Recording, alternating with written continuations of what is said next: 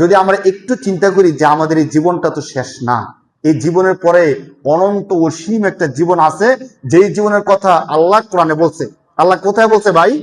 কোরআনে বলছে। কথাগুলো সত্য নাকি মিথ্যা? 100% সত্য। এই জন্য আপনাদেরকে আমি বলি, যে কাজই করি না কেন, অনেক সময় শয়তানের ধোঁকা দেয়। কি জানেন? শয়তানের ধোঁকার কোনো শেষ নাই। কারণ কি জানেন? কারণ হলো আপনার বয়স কত? 20 বছর, 50 বছর, 40 বছর, কিন্তু শয়তানের বয়স কিন্তু লক্ষ লক্ষ বছর। মানে মানুষ সৃষ্টির বহু বছর আগে আল্লাহ জিন জাতি দুনিয়ার মধ্যে রাখছিলেন। তখন কে ছিল? ইবলিস শয়তানি ছিল। আপনার তথ্যটা জানেন কিনা? মানুষ সৃষ্টির বহু বছর আগে দুনিয়ার মধ্যে কি ছিল? জিন জাতি ছিল। ওই জিন জাতির একজন কে? ইবলিস। এই ইবলিস জিনদের মধ্যে ছিল। আল্লাহ তখন তাদেরকে ধ্বংস করে দিলেন, সে গেল ফেরেশতাদের কাছে। এখন ফেরেশতাদের কাছে থাকতে থাকতে থাকতে থাকতে আল্লাহর যত জ্ঞান এলেম আছে সবকিছু সে শিখছে, যার কারণে তাকে মুআল্লিমুল মালাইকা বলা হয়। এই সব জ্ঞান সে শিখার পরে আদমকে সেজদা করলো না, তখন সে কি হলো? ইবলিস। এই ইবলিস তখন থেকে নিয়ে এখনো আছে। তার বয়স কম না বেশি? আমরা বলি কিনা, যদি কোনো সমস্যায় পড়ো তাহলে মুরব্বীদের থেকে বুদ্ধি নাও। এমন একটা কথা বলে না সমাজের মধ্যে, যে কোনো বেশি কোনো সমস্যায় পড়লে মুরব্বীদের কাছে বুদ্ধি নাও। পৃথিবীর মধ্যে যদি সবচেয়ে বড় মুরব্বী ধরা হয়, তার নাম কি বলেন? তাহলে তার বুদ্ধি বেশি না আমাদের বুদ্ধি বেশি? তার বুদ্ধি বেশি না বয়স হিসেবে?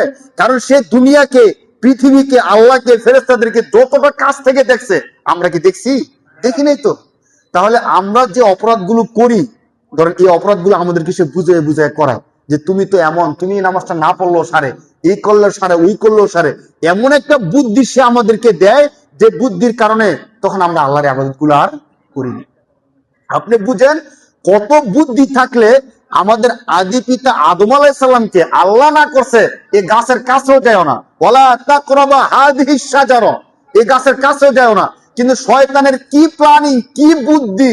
শুধু গাছের কাছে না, ওই গাছের কাছেও নিছে, গাছের ফল খাওয়াইও ছাড়ছে। ঠিক কিনা বলেন? এই কাজটা করছে কে? এই শয়তান। যদি আমাদের আদি পিতা আদম আলাইহিস সালামকে এমন কাজটা করাইতে পারে, আমাদেরকে কেমন কাজটা করাইতে পারবে বলেন? সে তো আমাদেরকে তুরন্ত জাহান্নামী বানায় ছাড়তে পারবে। কিন্তু আমাদেরও প্ল্যানিং করা দরকার। কারণ আমার বাঁচার দায়িত্ব কার বলেন?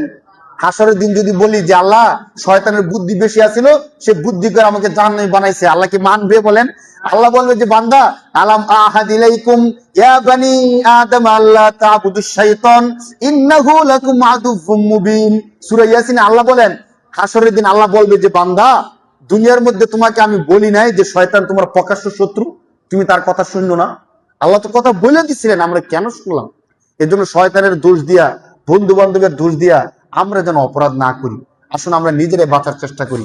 আল্লাহ তাআলা আমাদের সবাইকে তৌফিক দান করুক বলে আমিন। যারা নামাজগুলো এখনো পড়তেছে না বা কোনো না কোনো কারণে ছেড়ে দিতেছি, আসুন আজকে থেকে নামাজগুলো পড়া শুরু করে দিই, যাতে করে আমি যখনই মরি আল্লাহকে বলতে পারি যে আল্লাহ আমি কিছু করছি অথবা না করছি, আমি অন্তত 5 ওয়াক্ত নামাজটা আমি পড়ছি। আমরা সবাই 5 ওয়াক্ত নামাজ পড়বো তো ভাই ইনশাআল্লাহ? আল্লাহ তাআলা আমাদের সবাইকে তৌফিক দান করুক বলে আমিন।